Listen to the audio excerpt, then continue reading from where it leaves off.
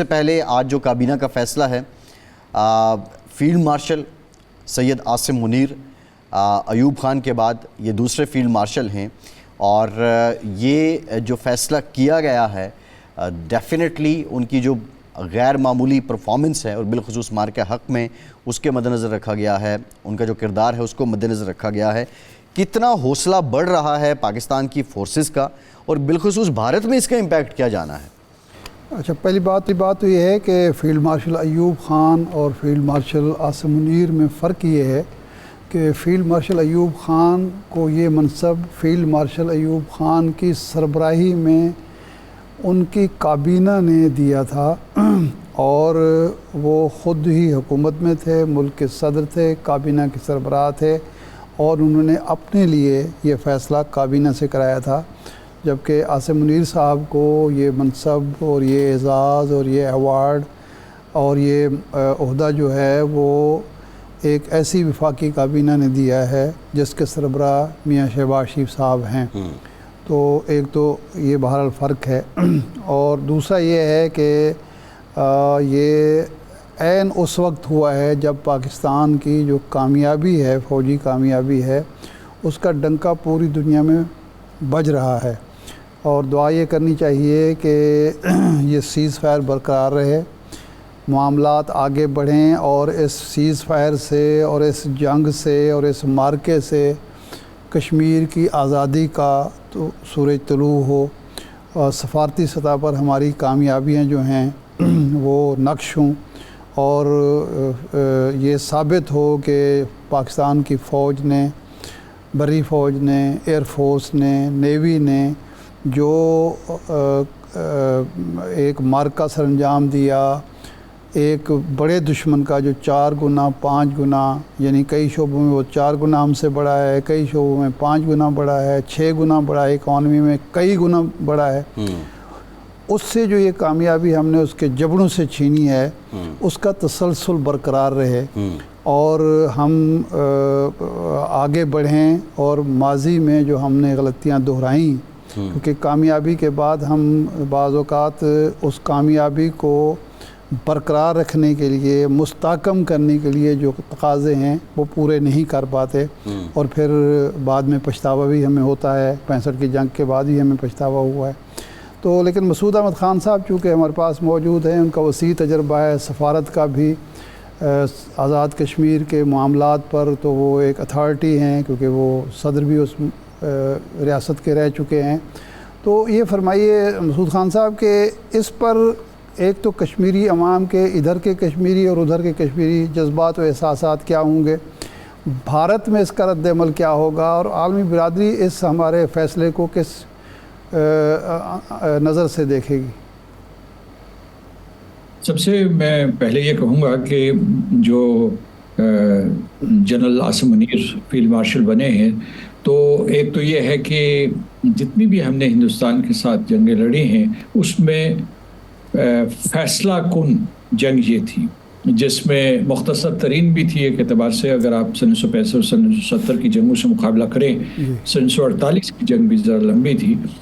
لیکن اس میں ایک دم فیصلہ ہو گیا، اور یہ فیصلہ جو ہے پاکستان کی افواج نے یا پاکستان کی حکومت نے یا ہمارے بیانات نے نہیں کیا، یہ اقوام عالم نے کیا، اور اس کے بعد جو ان کے تجزیہ نگار ہیں، جو تبصرہ کرنے والے لوگ ہیں، انہوں نے یہ فیصلہ صادر کیا ہے۔ اس میں جنگی ماہرین بھی شامل ہیں، اور اس کے بعد جس طریقے سے آپ کو سفارتی سطح پہ کامیابی ہوئی تو اس کی بھی لوگوں نے تصدیق کی ہے اور تائید کی ہے۔ اب میں اس میں آپ کو یہ بتانا چاہتا ہوں کہ میں اس فیصلے کو، ایک تو یہ میں نے پہلے بتایا جس وجہ سے وہ فیلڈ مارشل ہوئے، دوسرے ہندوستان کو یہ پیغام جانا چاہیے کہ اگر وہ کوئی اور جارحانہ منصوبہ بنا رہے ہیں تو یہ ایک قسم کا سگنل ہے کہ ہم لوگ تیار ہیں، اور ہم جو ہے وسیع تر جنگ بھی لڑنے کے لیے تیار ہیں،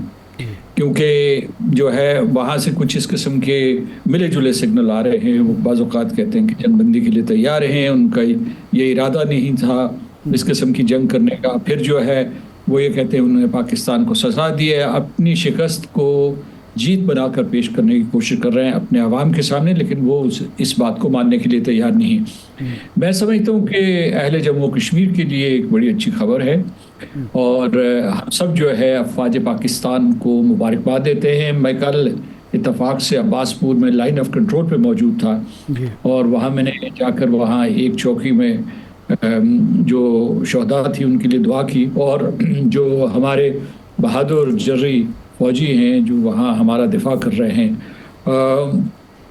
ان کو خراج تحسین پیش کیا کہ ہم اس لیے سکون سے زندگی بسر کر رہے ہیں کہ وہ ہماری دفاع کی ایک فصیل ہیں اور وہاں صبح و شام رات دن وہ پہرا دے رہے ہیں. جی اچھا مسعود احمد خان صاحب, اب آپ نے کشمیر کا ذکر کیا. راجیہ سبھا میں جو راہل گاندھی ہیں وہ یہ کہتے ہیں کہ مودی نے پاکستان اور چائنا کو ایک کر دیا ہے اور یہ ہماری پالیسی تھی, ہم نے ان کو ایک نہیں ہونے دینا تھا. اب کشمیر کے معاملے پہ پاکستان کو کتنی بڑی سپورٹ مل رہی ہے اور آرٹیکل 370 والا جو اقدام ہے اس کی واپسی کے لیے کتنا ہائی ٹائم ہے پاکستان کے پاس؟ راہل گاندھی کا جو بیان ہے وہ ہندوستان کے چہرے کو بے نقاب کر رہا ہے. یعنی فرض کیے کہ یہ صرف ان کی خواہش نہیں تھی بلکہ جو بھارتیہ جنتا پارٹی ہے بلکہ کانگریس کی حکومت میں بھی میں یہ کہوں گا کہ وہ پاکستان اور چین کے درمیان رخنہ اندازی کی کوشش کرتے رہے ہیں اور وہ ناکام رہے ہیں. ابھی جو حالیہ ان کی کیا کوشش تھی, جو بھارتیہ جنتا پارٹی کی میں بات کر رہا ہوں, کہ ان جو اسپیناج کا نیٹ ورک تھا, دہشت گردی کا جو نیٹ ورک ہے دلی کے اندر یا ہندوستان کے اندر جو ان کی تربیت گاہیں ہیں, یا افغانستان اور ایران میں جو انہوں نے اپنے اڈے کھولے ہوئے ہیں, کسی نہ کسی بہانے کی کہیں سفارتی پرچم لہرا رہے ہیں, کہیں اور طریقہ, اور اس کے پراکسیز کے ذریعے پاکستان میں دہشت گردی کروا رہے تھے. اور خاص طور سے انہوں نے چین کے لوگوں کو, جو چین کے لوگ یہاں کام کر رہے ہیں, داسو ہو یا نیچے جو ہے کراچی میں جو انہوں نے حملہ کیا تھا, یہی ان کی ترکیب تھی کہ پاکستان اور چین کے درمیان ایک دیوار حل ہو جائے. لیکن وہ ان مضموم عزائم میں کامیاب نہیں ہو سکے. آج جب ہم بات کر رہے ہیں تو ہمارے وزیر خارجہ اور نائب وزیر اعظم چین میں موجود ہیں اور ان کی وسیع تر سوچ ہے. وہ یہ کہہ رہے ہیں کہ نہ صرف جو ہے چین اور پاکستان کے تعلقات مضبوط ہوں بلکہ چین افغانستان اور پاکستان کے تعلقات مجموعی طور پر جو بیلٹ اینڈ روڈ انیشیٹو ہے یا چین پاکستان اقتصادی راہداری ہے اس کے فریم ورک میں مضبوط ہوں. ہماری بڑی سوچ ہے, ہندوستان کی چھوٹی سوچ ہے. تو یہ میں عرض کروں گا آپ کے سوال کے جواب میں. کشمیر کا مسئلہ خود ٹرمپ صاحب نے اپنی ٹویٹ میں کہا اور ثالثی کی بات بھی ہوئی ہے, باقی لوگ بھی کہہ رہے ہیں. تو مسئلہ کشمیر کے بارے میں ہم کارگل کے بعد سے خاصے ڈیفینسو ہو گئے تھے. اب کیا ہمیں موقع مل گیا ہے کہ اس ایشو کو اقوام متحدہ کے مختلف فورمز پر, دوسرے فورم پر اٹھائیں بھی اور عالمی برادری کو مجبور بھی کریں, قائل بھی کریں کہ جی یہ مسئلہ جب تک حل نہیں ہوتا پاکستان اور بھارت کے درمیان کشیدگی ختم نہیں ہو سکتی, کوئی سیز فائر جو ہے پائیدار نہیں ہو سکتا؟ یہ بات صحیح ہے. اس کے 3 پہلو ہیں. پہلا پہلو یہ ہے کہ صدر ٹرمپ نے ایک مرتبہ پھر مسئلہ کشمیر کو بین الاقوامی ایجنڈے پہ اجاگر کیا ہے اور انہوں نے 2016 میں ایسا کیا تھا, 2019 میں کیا. اس وقت بھی جو ہندوستان نے ان کے ساتھ تعاون نہیں کیا تھا, ورنہ وہ یہ پیشکش کر چکے تھے کہ ہندوستان اور پاکستان کے درمیان معاملات بالخصوص کشمیر کے سلسلے میں وہ ثالثی کا کردار ادا کریں گے. ایک مرتبہ پھر انہوں نے اعادہ کیا ہے, سوچ سمجھ کے کیا ہے. اور secretary of state Marco Rubio نے یہ بھی کہا ہے کہ ہم دونوں نے حامی بھری ہے. اب ہندوستان اس سے پیچھے ہٹنے کی کوشش کرے, یہ الگ بات ہے کہ ہم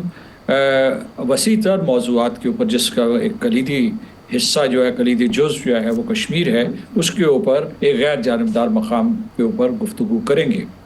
تو کہنے کا مطلب یہ اچھی پیش رفت ہے. دوسرا یہ ہے کہ ہندوستان کی تاریخ یہ ہے کہ وہ ہمیشہ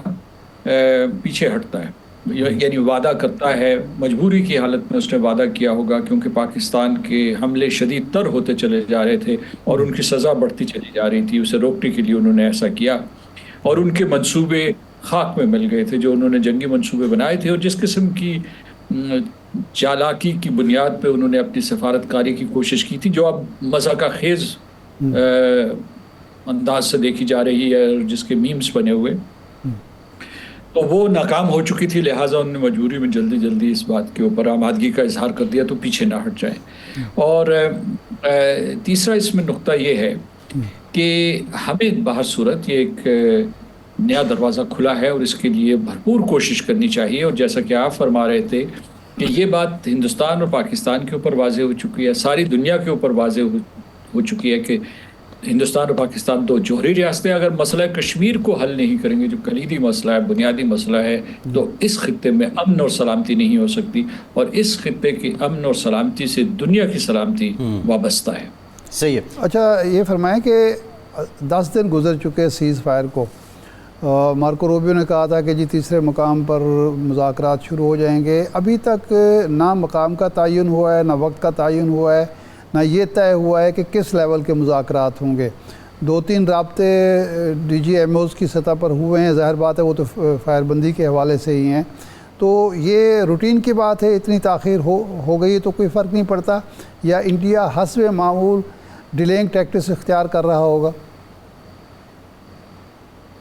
میرا خیال یہ حسب معمول ہے. اور ایک آپ کو بھی یاد رکھنا چاہیے کہ ہم اس وقت بڑے دشمن بن کے نکلے ہیں. یعنی یہ نہیں کہ ہم نے کوئی ایک دوسرے کے اوپر پھول برسائے. بھارت کی جارحیت کے جواب میں ہم نے بھی منہ توڑ جواب دیا ان کو، تو کشیدگی بڑھ گئی تھی. اس کشیدگی سے ہم نے تھوڑا سا پیچھے ہٹے ہیں اور ہم نے جنگ بندی کی ہے. لیکن جنگ بندی کے ساتھ یہ بھی ابھی آج میں تازہ ترین خبریں پڑھ رہا تھا تو اس میں یہ ہے کہ دونوں ڈی جی ایم اوز کے جو مذاکرات کے نتیجے کے طور پر فوجیں پیچھے ہٹائی جا رہی ہیں اور جو پہلگام کے واقعے سے پہلے تھے ان پوزیشنز میں لے جا رہے ہیں. جیسا کہ میں نے کہا میں عباس پور میں موجود تھا تو دونوں جو فورسز تھے بالکل آمنے سامنے تھی اور ان کی بڑی میسو ڈپلائمنٹ ہوئی تھی. تو اس کو تھوڑا سا تو یہ ایک قسم کا آپ یہ کہہ سکتے ہیں کہ یہ ایک خیر سگالی کا اشارہ ہے طرف سے. لیکن اس میں جو میں آپ کو بتانا چاہتا ہوں کہ ابھی ہمیں اعتماد سازی کی ضرورت ہے تاکہ ہم جو ہے تھوڑا سا ایک ایسا ماحول بنائیں کہ ہم جو ہے